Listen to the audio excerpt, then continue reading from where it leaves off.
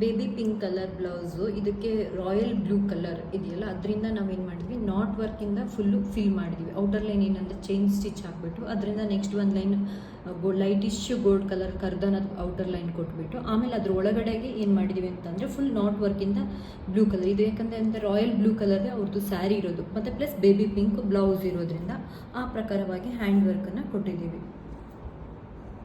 ಆಮೇಲೆ ಇದು ಬ್ಯಾಕ್ ಡೋರಿ ಬೇಕು ಅಂತ ಹೇಳಿದರು, ಹಾಗಾಗಿ ಹೋಗಿ ಸಿಂಪಲ್ಲಾಗಿ ನೀಟಾಗಿ ಒಂದು ಲಟ್ಕನ್ನ ಕೊಟ್ಟಿದ್ದೀವಿ. ಅದ್ರ ಒಳಗಡೆಗೂ ಅಷ್ಟೇ ಫುಲ್ಲು ಕರ್ದಾನದಿಂದ ಫಿಲ್ ಮಾಡಿಬಿಟ್ಟು ಮಧ್ಯದಲ್ಲಷ್ಟೇ ನವಿ ಬ್ಲೂ ಇಂದ ಇದನ್ನು ಮಾಡಿದ್ದೀವಿ. ಇದ್ರೊಳಗಡೆಗೆ ನಾಟ್ ವರ್ಕನ್ನು ಕೊಟ್ಟಿದ್ದೀವಿ. ಇದು ಬಂದುಬಿಟ್ಟು ಡೀಪ್ ಯೂಗೆಲ್ಲ ಬರೋದ್ರಿಂದ ಹಾಗಾಗಿ ಹೋಗಿ ಇದ್ರೊಳಗಡೆಗೆ ಏನು ಮಾಡಿದ್ದೀವಿ ಅಂತಂದರೆ ಬಾರ್ಡರ್ ಅಷ್ಟೇ ಇತ್ತು, ತುಂಬ ಏನಂತಂದರೆ ಸಿಂಪಲ್ಲಾಗಿತ್ತು. ಅದಕ್ಕೋಸ್ಕರ ಬಾರ್ಡರ್ನ ನೀಟಾಗಿ ಬ್ಯಾಕಿಗೆ ಇದನ್ನು ಮಾಡಿದ್ದೀವಿ. ಎಗೇನ್ ಬಂದುಬಿಟ್ಟು ಏನಿದೆ ಅಂತ ಅಂದರೆ ಫ್ರಂಟ್ ಏನಂತಂದರೆ ಇದೂರಿಗೆ ಫ್ರಂಟ್ ಹುಕ್ಕೆ ಬೇಕಾಗಿತ್ತು, ಪ್ಯಾಡೆಡ್ ಬ್ಲೌಸ್ ಇರೋದ್ರಿಂದ ಫ್ರಂಟ್ ಒಂದು ಸೈಡ್ ಅಷ್ಟೇ ವರ್ಕ್ ಇದು ರಿಕ್ವೈರ್ಮೆಂಟ್ ಇತ್ತು, ಒಂದು ಸೈಡ್ ಅಷ್ಟೇ ವರ್ಕನ್ನ ಇದು ಮಾಡಿದ್ದೀವಿ.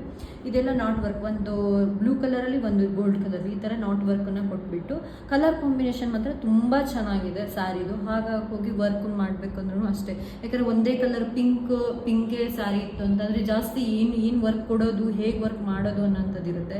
ಇದು ಹಾಗಲ್ಲ, ಕಾಂಟ್ರಾಸ್ಟ್ ಇರೋದ್ರಿಂದ ವರ್ಕ್ ಕೊಡಲಿಕ್ಕೂ ಈಸಿ ಆಯಿತು. ಬ್ಲೌಸಿಗೂ ಸ್ಲೀವ್ಸಿಗೂ ಅಷ್ಟೇ, ಸ್ಲೀವ್ಸ್ ಎಂಡಿಂಗಿಗೆ ಅಷ್ಟೇ ನಾಟ್ ವರ್ಕಿಂದ ಎಲ್ಲದನ್ನು ಫಿಲ್ ಮಾಡಿದ್ದೀವಿ. ವರ್ಕನ್ನು ನೀವು ಫುಲ್ಲು ಡೀಟೇಲಾಗಿ ನೋಡ್ಬೋದು ಇಲ್ಲಿ ನೀಟಾಗಿ.